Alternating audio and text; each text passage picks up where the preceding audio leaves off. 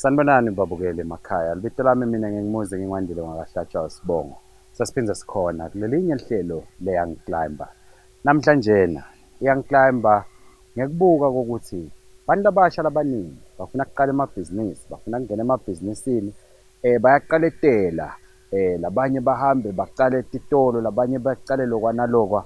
Sike saphuma sathi asesike siyofuna umuntu loke wayenda ibhizinisi mane kwangafani njengalalabanye, wangaphumeleli mhlawumbe kwadinga kuvalwe etitolo, kwadinga kokuthi kude mhlawumbe labo labathathako ukuthi awukha ngalokhu awukhoni kubhadara yini singakhoni ukuthi mhlawumbe sithathe naso isitulo sakho. Simcelile-ke lana babe Robert Khumalo ukuthi ethe kutasikhulumisa kokuthi ngabe-ke jana uma uhamba ebhizinisini ibese seyihamba isakulungeli ungadiqinisa njani. Sowukhona namhlanjena sowuthi mhlawumbe after ibhizinisi ingakahambi kahle simbonile asisebenza kakhulu nebaka okay futhi kucalwe ama-branch kwentiwa njani njanyana wahamba nyalo so lapha enyuvesi yakangwane lapho khona enda khona i-masters in business administration. Khona-ke namhlanjena kokuthi atasida sibafunzi ikakhulu thina mhlawumbe lesifuna nathi kuqala titolo ukungena kubo retail kokuthi ngabe le bhizinisi yini timvo lokumele utibuke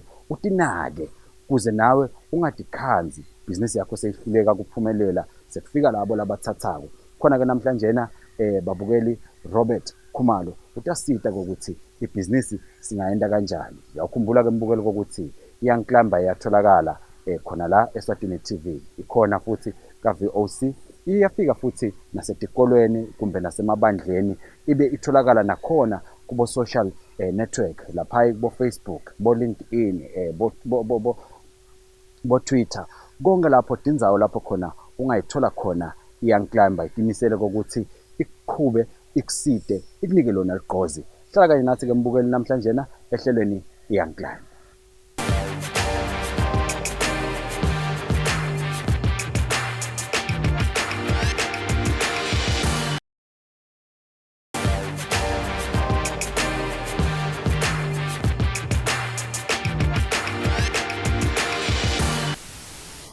Mtunga asibonge ukuthi ube kanye nathi ehlelweni. Mhlawumbe nje uma ungamthi fahla umbukeli kokuthi kepha nawo wekuzaba kaphi umntungwa sesize simbita nje namhla asicocisa ngamabhizinisi. Asibonge hlatshwako, sibonge nekubabukeli be-Young Climbers. Njengoba sowushilo ngu-Robert Khumalo, ngiyokudzabuka enkundleni ekuthiwa kuseNgwene emphakathi wami kusebuseleni. So nekufunda-ke ngifundise khona eNgwene in 3 different schools. Ngiyokubade kwe-University eNgwene ngase ngibuya-ke mathapha ngizofunda e-University ngenda i-BCom in accounting. Ngifuna ukuthi-ke mhlawumbe Mtunga vele kukhona la ngikufuna khona sivele sijake sifike khona. Socedzile bo BCom accounting so uyasebenza sikukhanza thina sewusebenza lapha kumbe bekungumetro kumbe ngibani. So sitabo somabhizinisi kakhulu abafuna ukuqala titolo. Yini nje tindo lebeniye nibasitshele ngato noma nibasite ngako mhlawumbe lomunye uyasho nje ukuthi hey yathi nami ngiyaqabanga manje ukuyoqala isitolo ngale ngasekhaya kuye kufuneke umuntu abukele. Cha, hlatshwako ibhizinisi yonke sokuqala nje sibe nemakethe. So kufuna vele wathi ukuthi le store nawufuna ukuvula store la ikhona ile market yale store noma-ke the items ofuna ukuwathengisa kuleyo ndawo leyo. Manje uyibona ngani le market? Uye uthi hoyi ngabe abantu bathi hawu baningi lana hawu bangathenga, hayi bangathenga. Nina esicansi nine vele bese ninawo lamehlo ekubuka la julile kokuthi imarket akusho ukuthi bani mabagibele emakhumbi seyimarket leyo. Uyibone ngani le market? Okay, le market kokuqala ngikho lapho sibakhona nje abantu. Okay. Labangathenga la particular product ofuna ukuyithengisa wena. Okay. Mhlawumbe masikhuluma ngesitolo bathengaphi inyalo labantu. Okay. Yini wena lo utawukwenta lokunqono kunalela bathenga khona inyalo. Lokho ukuthi ufuna ubanike mhlawumbe wena enceso utawushiphisa ukuthi incebagibela nyalo kude isitolo lesikhona la. Ufuna bagibele baye edolobheni bayothenga wena uthi-ke ukhatha-ke manje le transport sekhamba. Ubeka lena but-ke kufuna ukuthi wente sure phela ukuthi lama-standards akho ngoba lokushaya kakhulu kuhanje ukuthi abanye osomabhizinisi bekuleyo area leyo, bese lama standard abakhahlane kakhulu. Kanti phela eMaswati sekanilalo hlobo lwabantu bayafuna nabo ukubona abathenga khona ukuthi so kumxwaya ukuthi noma ngabe kukhona le khaya ngithengweni na ufuna kwenda lesitolo ufuna usendele isitolo sibe kule standard ukuthi noma ngawe yakahlathi akhanze the same standard la kuwo. So kuleto into lesiye besibahlushisa khona kosomabhizinisi nangabe unalo leli phupho ukuqala ibhizinisi mhlawumbe kule area yesitolo bese-ke esinelitiko lethu nje belibasida vele libaqathulise nangabe sofuna ukuthenga isitolo ukuthi lesitoko usibhalansisa njani ngoba uyakwanza kumele sokuthenga ibofulawa bodwana sekude eshukela sekude so leyo balance leyo besikhona kwaside eMaswati akhona ukuthi nakavula lesitolo ngalilanga avula nje eMaswati nakefika athole almost lonke lesiza abafunako kuleyo ndawo. Ya ngoba uyabona nje inyalo lokuyibeka Mtunga nami sengiyabuka lokuthi hey manje lana Mtunga mhlambe singakaqhubi kaze kunanaba bekuhamba lesevele bathethe pitolo cishe eTongayi baze batithathe ngaphasi enzaba emadwaleni emagqumeni bona yini mhlawumbe ngelwati lwakho noma kumbe ungasasebenzi kuleyo nzima ngelwati lwakho noma mhlambe wena ngeke-understanda le industry bafike benteni bona leli sihluleka kuyenda thina ngoba phela shukela ngishukela yabo and bathatha sona lesitolo lebe sisetshenziswa ngihlatshwayo banani bona leli sideo nathina kunengihlahla but ke mina ngicela nje kusima kakhulu ngala lokuthi thina senteni thine ngoba kulokusebenza kwami nesitolo kakhulu ngoba mina nangifika esitolo namhla ngisafana nawe sathi ngifike ngibuke lokubuka ngibuka a lot of things nangakwendeka nje example ngeke ngaba lesinye isitolo ngiyothenga nje ngalinye ilanga seliswati khona lekithi emakhaya liyafika leswati lito lethathi impahla isitoko kuya ngeveni isitoko lesinenge yafaka la minyango hayi bathatha abantwana bafanga ekhathi ngibona mina lihamba ngiyalibida mina kahle babe nakusohamba uthi nawe sengicethile Khumalo ngitole thana stock singimalini lesitock swati la kithi alathi lithengile noma le invoice ayikho kuloya nje particularly yayingekho nale invoice yami abantu ngishiye esitolo but lo mbuto wami ke uthi bathi awuthengisa ngamalini labantu la ngekhathi uthenga ngamalini wena because maybe labantu lokusenta le business yethu ingakhuli ngale ndlela laba bekuhamba likhula ngako lokuthi sine sosithengisa ngama price ala street kanti phela into sesithenge mhlawumbe into sekukhulile in short ukuthi kahle kahle sitholela ukuthi eMaswati kuleyo area leyo akawendi akagcine ama-record ale business awuthi okay ngithengile store nga-10 rand phela funa ngisithengise nga-14 rand noma nga-15 rand yini ukuze ngizokhona kwendi profit khona ukubhadala labasebenzayo ngikhona nami ukubhadala rent langabe ngiyarent so suke ukhanze ukuthi nje ibhizinisi yesitolo ungazi ukuthi indzawo yokuretire nalo ongazange sasibone nje naka-retire emsebenzini wakusovula sitolo kanti kude kahle lelwati ngalo kwenda lesitolo ukhanje ukuthi letinto setiyasishaya-ke bayefika laba mhlawumbe nge-culture yabo lehlukile bona nabasebhizinisini tonke into yethu mhlawumbe bafundiswa ithi earlier stage mhlawumbe thina leside lelo thuba lelo bona bavele bafike besebenza ngcono otherwise mina ngiva ngathi singenta ngcono nathi njengeMaswati if we were to do the basics right. Naku-ke Mtunga umuntu uyafika uthi hayi mina lento ngayibeka ukuthi ibe ngu-15 rand mangithenga nga-11 rand lokhu bengithenga nga-10 rand itolo akusho phela ukuthi sengiyabohlala ngishintsha iprice ongemalanga ayihlali nje khona lapho ngiyawuqala-ke kuyishintsha-ke tino mase kukhwele embamba-ke sekuthiwa-ke nyalo 13 rand-ke nyalo-ke bese sengiyakhula mhlawumbe-ke ngifuna kulakanyisa nemibuzo lothi liswati lelinye lithi malithi liyahamba libone ukuthi hawu ngingakhanze engcenye bakuthengisela lokunga-20 rand seliyasuka selishaya amankayi nalo lithi hayi ngalokuthi lana kusemakhaya mina ngibite 25 rand athi lo muntu makahamba uthi ufika kamanzini hawu lento labita 25 rand lo muntu lana ingi-6 rand lana aja ungathini kulokuhlanganisa kuthanza imali nalokuhlanganisa nje ibhizinisi. Okay so amabhizinisi ihlatshwayo ngicabanga ukuthi udrayiva i-passion ne-vision yale nto afuna kuyenza more than imali nangabe i-purpose yakho yebhizinisini kuyimali vele I think you are in the wrong place ufuna kube ngilolo kwentako lolo usithi ngisho sekulukhuni ukhona ukwenza ngilokuthi wena awukadrayiva ngile mali okuda khona so indlela-ke mina ngoba nanyalo vele i-retail siyahlala enhlitweni yami ngiye ngibasite ngangilokuthi kufuna ukuthi wathi ukuthi mhlawumbe ngiyabekisa nje imphupho yami i-margin lengifuna kuyenza noma-ke i-profit lengifuna kuyenza emkhuphini noma-ke i-range akukuphi. Into ekavele bengithenga ngiseng-R11 but still within, mangabe still within your range, mhlawumbe wakhulisa, it's fine. But the moment seyishaya ukuthi manje wena mhlawumbe bowuthi down 20%, so ibona senta 15%, then-ke sengilapho la kufuna u-adjuste khona, okay, at least it must be between 20 and 25%. So kufuna vele le pricing kufuna sibe intentional ngayo. So kube ngwazi ukuthi i-pricing is a by the way thing. Siyoshintsha nje nasesibona ukuthi kuthiwa new year, iminyaka lomusha sesishintshe ama-price. No, it has to be updated as and when sibuya kuyothenga, sibuka lokuthi vele sithenga malini. Nalokunye-ke lokusenta ukuthi umbuthi ukuthi yini lokwenda la bekuhamba ukhansi bayaphumela kunathi. Bona ukhanze ukuthi abesabe kuna kwethi indalo. Akuphela inyanga nje siyathi futhi kube kunendalo lapha esitolo. EmaSwati kasaya noma ngabe akubashiphi kangako, but lokwazi nje ukuthi khona kutabe ushumi letabele liphukile. Kanti thina solo simeke ukuthi siyathengisa nje labafuna indalo bathi edolobheni. Lokho vele siyabathuma le edolobheni labantu. Kanti ngabe nathi siyabavimba lakhaya. Sibendele indalinyana mhlambe sibhale ephepheni sibanike abantwana lababuya esikoleni baye emakhaya bafike babakhombise ukuthi ushiphe kule sitolo sami lapha ekhaya, ushiphe nakho nanakho sebayeta eMaSwati atothenga. Mhlambe Mtungwa Satawe Caffeine. Kuna na language lekhulunywa kakhulu ngilaba babo retail, babo turnover. Athi umuntu noma athengisa sitolo but sitawukhuluma kabanti ngakho. But nje bese so mbimbisa mbili lo turnover 2 million, turnover bani. Sengikhanza sengifuna ukuthenga nami ngithi 2 million lo engicala tandeni tami ngidawufa imali. Ungathini mhlawumbe nje usikule kafuphi nje ukuthi lo turnover usetshenziswa mase kwende njani?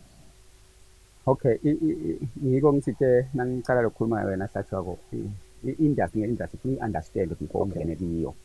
Ngoba ne-retail nayo inekwayo nje lesemnyanga, ngoba i-retail nangabuka le turnover vele ungathwala umkhono enhloko nithi imali bafile labantu. Kanti imali yema-supplier le lama-margins noma-ke lama-profit lentiwako la akasimakhulu njengoba wena ungacabanga mhlawumbe nalapha ngephandle. Mhlawumbe ungeva labo 20% labo bani 20% ba-R1 imalini ngoba ngu-R120. So ukhanze ukuthi wena labo 20 cent labo-ke nabo 10 cents kwa lapho.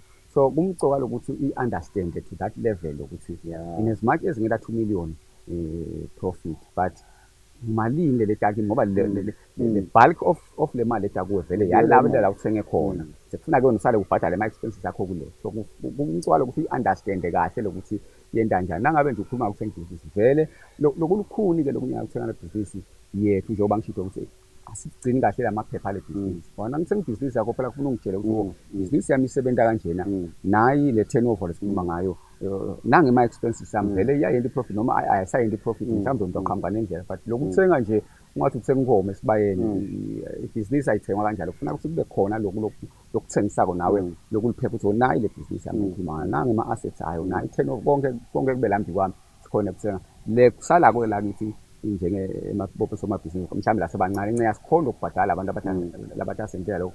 But nje mina ngithi basic thing nawathi kule nyanga ukuthi solo uyabhala phela ukuthi ngelanga ngiboleke 10 rand kuleli sibili, ukubhale bese uya-eda ngakuphela nyanga ukuthi futhi ngale nyanga-ke naseyiphelele ingaka, le ngithenge ngayo kunganani nayo ingaka.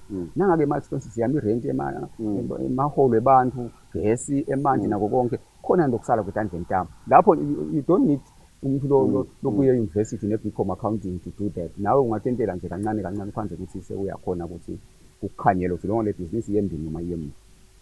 Ya mbukeli njengalokuva ukuthi sishaya yona ibhizinisi lana. Siyakucela-ke mbukeli ukuthi uhlale kanye nathi sisatawuthi sishelele ecafe.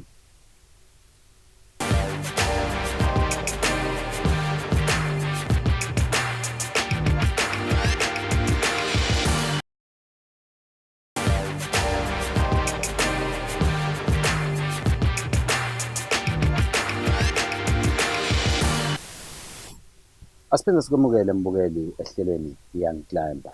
Uyakhumbula ukuthi namhlanje sinababe Robert wakaKhumalo, jaha sesilvile nembala ukuthi ibhizinisi ilamthanjeni. Mtungwa, sike seva ukuthi nihamba ngalenye ilanga naqala ibhizinisi. Mhlawumbe uma ungasithi fahla ukwaba sothi khanza song director kanti thina bese kwathi usebenza usitabo somabhizinisi, ufika kanjani kube ngingidirect? Okay, Hlatshwako, njengoba ukhazile nasekucanga sicale sisebenza kametro. Siyasebenza kametro kuyasebenzeka impela, siyabona indlela yendeka igcina inkampani le metro seyiyavala. So nayivala-ke lapha kaMetro sinebantu uHlatshwayo bebesabanabo 25, 30 years experience. Then we sat down and said, sesithatha nje wonke le experience le ngaka soyilahla. Yini esingakwenza ngale experience le ngaka mhlawumbe beyisengakabi iningi yami phese but nje bekunebantu abasebane experience leningi but ke nami leli benginayo yayingakhona khona bengasita khona. And then we decided ukuthi no, why don't we come together and sakhele inkafana awukhona nayo ukuqhuba nakuMetro bekakuqalile because we had the experience and into bethendiwa ngithi. And lokho umntunga ngijabula ukuthi ngilokhu lesikutshela eMaswati hlanganani but labanye abantu sebaza abasafuni ukuhlangana. Ngiyajabula ngathi kukhona lesitakuva namhlanje. Manihlangana sekwentekani? Siyahlangana Hlatshwayo sakha ikhampani. Siyetha igama sithi uMetswazi. Okay. Siyahlanganisa imali nothona kavala uya eMaswati unika bodula beMaswati bathathe eMaswati nako sesihlangana ukuthi no asisihlanganise lokho khona kumuntu sabeka nje minimum okay at least kube ngapha afake eMaswati ayifa lento alifa leliphupho no iphupho lingilo sitawenda lebesile sikwenda la sebana ku 20 years kude lokusha lesitawenda kona lokho. So kwase kuba umshikashika lo indzawo yekusebenzela ngoba sibonile ukuthi indzawo lebekasebenza kuMetro nathi unfortunately Metro bekangasito tax indzawo nayo bekathi renta so nakaphuma bathi thatha abanikazi babo benza lokho labafuna kwenza. Ngisakhona hayi manje siboleke nathi sisawusebenza. Kuyagijinwa kakhulu Hlatshwayo akhanza ukuthi sishiywa siyashiyeka lapho nathi nathi lebe sifuna ukuthi inkosi yamane sibambe kinto akhanza ukuthi kuba nema issues lento akuthi singakho experience singathola ukuthi kuthola so sesifuna indzawo yokusebenza sekuba likhunyana ngoba sihlanganisile nje imali engqondweni yethu Hlatshwayo ungakhohlwa ukuthi kuna Metro uyabona mos lesimagama so sine la ngqondweni yethu vele kuhamba leso simagama leso we want something big, something that will have an impact. LaMaswati ngoba LaMaswati sesiyathi ayethemba le brand ya Metro so atawuta atosisupport eMaswati njengoba sola support then ke siyayindzawo sigcina siyayithola esibashini lebe ngasi ideal indzawo lebe singayifuna nathi besifuna kuba la dolobhe lapho khona eMaswati nawo akhona kuthenga afake ibhasi nahamba ekhaya so naso sesibashini iswaphe sayithatha sekumkhunyana but nje we sahlangana sayenda lenkampani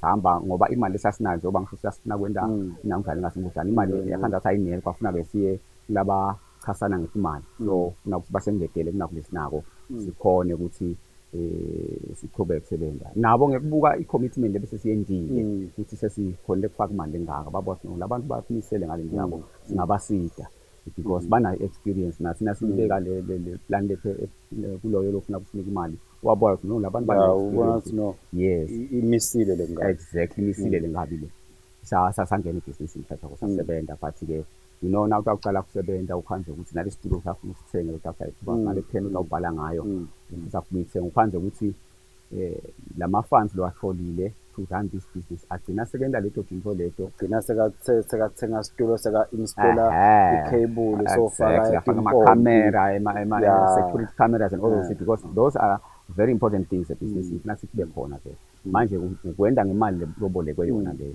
so ukhanje ukuthi nayichubeka ibhizinisi I think iyachubeka for only 3 years yagcina vele yehluleka ukuchubeka. Nibona ngani emntungasi nayo ibhizinisi yehluleka noma naphapha manje ibhizinisi yehlulekile namhla sesivalile madoda hayi man no ibhizinisi itakutshela Hlatshwayo ikakhulu nawenda nakulecicale ngawo ukuthi nawenda le lokurekhoda ukwentekani itakutshela ibhizinisi ngoba kunana kulesithi i-break even ekhona lokufuna ukuthi uyakhe ibhizinisi yakho nawusoma business ukuthi nayingephasi kwale nangenda imali engephasi kwalo futhi sengenda i-loss ngenyanga that figure should always be in the mind of usoma business ukuthi imali lomdzingako ukuthi at least ngingenda i-profit ngingenda i-loss exactly ngaze ngenda ngaphasi kwaloko futhi sengenda i-loss nangetulu uyanikela mawungetulu ke cha shothi khwalo kwempela so nathi sabona lapho nasiqala lokuthi sibabathe siyayifuna kufika le break even point yethu ngoba vele business iqale ngaphasi kwale most businesses aqala ngaphasi kwale break even point but ke we expect usenyuke phela ayofika break even point so nasibona le graph mhlawumbe icala ngathi yenyuka sibona seyiqala ingakafiki break even point seyiqala ngazuthi seyishona phasi then kwaqala kwasiwarisha lo ukuthi hayi khona phela lele sekwenteka kusiko nathi sabuya sahlanganisa sathi inhloko mhlawumbe ukuthi hey naku lento seyingentile lethunywe kona siyasithumela lento ibhizinisi nasihlangana nje nakho kunemindeni emva kwethu nathi sifuna ukusupport imindeni so kufuna ikhule ukuze ukuthi sikhone so yaqala ke lena njani khanje ukuthi ama expenses sekunenkinga ukubhadala ama expenses ama supply yakho awusakhona ukuwabhadala on time so nekuthi ibhizinisi esitolo lokunye leyitshele ngayo lokuthi over and above lokuthi kwente kanje ubona nale store nje itself siyakutshela ngoba ukhanza la shelfing ngoba i-rent yesitolo ibhadalwa ngezinto lapha esitolo nase kunesikhala lapha shelfing ukuthi ngibani utawubhadala leso sikhala leso ngoba kufuna kube ne-product la ayithenga labantu kusho baye barente thina nje masingena esitolo sibona emashelufa agcwele akusho ukuthi kwakhumalo kukhona warawara lo rentile warenta lesikhala exactly okay kufuna ukuthi lento uyibuke kulelo hlelo ukuthi the moment nje sengithi ngiyithe shukela la sitolo asafika umuntu ajika athi batho sithenga shukela angamthengi shukela kanti la sitolo kufanele ngimthengise shukela sekune problem lapho lo rent akubeka shukela lana thothi akasaka kahle akasayilethi imali yakhe yerent yakho wena nawe ngeke usakhona ukubhadala ke mastandi wakho lokuye lapha la urenta khona so ukhanze ukuthi ke nathi nje lifuna ukubona ukuthi akufuneki funa ulwe ngako konke nakusomabhizinisi ukuthi icustomer lingajikiswa ukuthi alikathole lisokufuna ngako konke lo nako make sure ukuthi nalifuna tofuna shukela and all the sizes ungabe nje wona sothi hayi wathenga kakhulu lo noma ngithe ngamthenga what if lo ufuna ukuthenga lo bangamthengi kakhulu ukhona la ufuna jike naye manje mhlambe lo munye umuntu akafuni lokuthenga la athenga ngathi akakhange usho soshiya konke sothi akuthenga konke lezi store so uluza imali wena njengasomabhizinisi manje Mtungwa naku lana sona ligama lelikhulu song director nawe mawufika ekhaya uyeva abantwana ukuthi bantwana babona ungidirector ngabe kukwenta njani lo mnyango ngafuna ukuthenga imoto lenkulu ukuthi phela sengingidirector nyalo bathi bambolekile lapha elibhange imali ukuthi thatha nayo imali hamba usebenza afune ukuthenga usigeza semoto athi ngidabo attend imihlangano ngabe akunehlelanga mina ukuthi uve ngathi ngifuna uku-attend imihlangano kubonakala ukuthi nembala so ngenile director nebantwana sebayasuka lelo khwanjaneni sesiyawuhlala director lohlala lana hayi come on man akufike lani lo kuyefikelana yehlatshako but kufuna ube disciplined when it comes to emalini actually kithi kwenteka the opposite sathi sengisathi imoto sathi nato because when we had to downgrade ukuze ukuthi le business yethu sizama ukuthi siyende ukuthi le business ikhone lama expenses lewathwalako ngoba labanye bethu khanje ukuthi nokusebenzisa bebane imoto besetting sabhadalwa ngemetro ngale so naso buya ngalapha phela vele because you cannot expect ukuthi noma songidirector ngala ubusho nje angisaholi kodwa le mali bengihola as an employee ngale because this is a small business we had ukuthi sehlisa yonke into so wakhanza ke ukuthi vele indzaba yetimoto yona sasinayo ukuthi ngalinye langa mhlambe nakulunga so ngiko nje osomabhizinisi sisho lokuthi vele abalungele lokuqala phasi bangasabi bangafuni ucaca baqale nje phasi one step at a time utawufika la nalabo abonako labase mhlambe sibamba imoto la choko nabo baqala ngakhona baqala samona ngifuna ke kujakalana sesiselele imizuzu lembalwa ngalesikhathi sekuphela konke kuku-affecta njani wena kwente kanjani mase kuphela ukuthi azokuphelile mekuthiwazi khohlwa director nyalo sesifuna ukuthatha lokungekwethu kukufikela njani lokho kukwenta njani wena kulenta njani ekhaya it's a very painful experience hlatshwako ihleli lapha nje I don't want that for anyone ukuthi kufike kuleso sigaba leso actually sometimes passion yakho yapheka lapho naso uyibonile lento yenteka angisho ukuthi lo mnyaka imele izenteke ufuna wonke umuntu azame ukuyi-avoid ayingaze ifike lapho ukuthi isohluleka manje kubuyisela ngoba phela vele nawuthetha imali ebhange ufuna ubuyisele noma-ke whoever is finance lo business ufuna ibuyele nasengingabuyeli vele hhayi ukuthi bakwenyanya nase benza njalo bathatha lokungekwabo actually most of the time kubade nakubade ngona abafika la bathatha phela ibhizinisi efika kusekutebutho so nabefika kuthi nabakukhanzako so bona nabo bayaluza in the process so that is why kumgcoka kakhulu kusomabhizinisi nangabe noma ngawufika lapho ekuthenini ufuna ukufuna imali akabe sure ukuthi le mali actually ngithi kungcono ukufuna imali ye-expand ibhizinisi ufuna imali eqala ibhizinisi naso ufuna ukuyikhulisa ibhizinisi yakho okay isitoro sami nasi la but ema-customer ami sekadimanda more sengifuna-ke manje ukuthi machuma vele soyasebenza sonawo lama soyawathi lama challenges than lokucala ngale mali yemuntu urisk ngemali yemuntu ngoba ibhizinisi is a risk. So ku-risk ngama vele ungakhanda ukukulidela lapho. Not like ngithi umuntu lofuna ukuqala ibhizinisi angayi kofuna imali nangabe le phupho lakhe yini ngoba kunale drive le passion yakho. Some people khona le passion vele at that level noma ngayithola imali. He's so passionate about what he wants to do that utawenda kuphumelela. Amanye amabhizinisi aphumelele thatha, but in this case esikhuluma ngayo kuyagcina ngaphumelele and kwaba a very bad situation. Nase mhlambe libhange lifika livala ibhizinisi lokuthengisa phela ama-asset business and mangabe unganeli lapho funake bese liya kulabo director phela ngoba nginento ama-personal charity ukhangise bafike ekhaya uhleli kulo sofa bathi siyamcela yethatha lo sofa lohleli kuwo. It's not a very good experience. Unebantwana lapha, abantwana bahambe baya esikoleni bashiye kune-TV babukela i-TV lapha bafuna ukuyobukela ama-favorite programs abo bakhanza labo benza amasekude. So you have to explain kubantwana say bantu abambe kune-TV sekwenzeke naku. So it's not a good thing, but that should not stop people from venturing into business. Funa lekubalo dabo la kuqaleni ishaye kahle lokuthi le mali engiboleka this is exactly what I'm going to do. And nayifika le mali make sure ukuthi vele le situlo utawubona usebenza umile nangabe ungayifaki lapha imali ekuthenga situlo. Usebenza umile, just make sure ukuthi le business bese business thenga le situlo sakho utawuhlala kuhle and then soyakhona ukuqhubeka lapha. Awu mbukeli. Sesishaye isikhathi kaNhlamba but i-message ivakele ukuthi yenda lokhu labathi tekwende waphinze wathi kungcono ukuqela imali yoku-expanda ibhizinisi kunethi ukuqela imali yokuqala ibhizinisi. Awu mbukela isikhathi sesishayile akube kuhle kubukela inhlelo ezilandzelako. Inkosi ikubusise. Bye bye.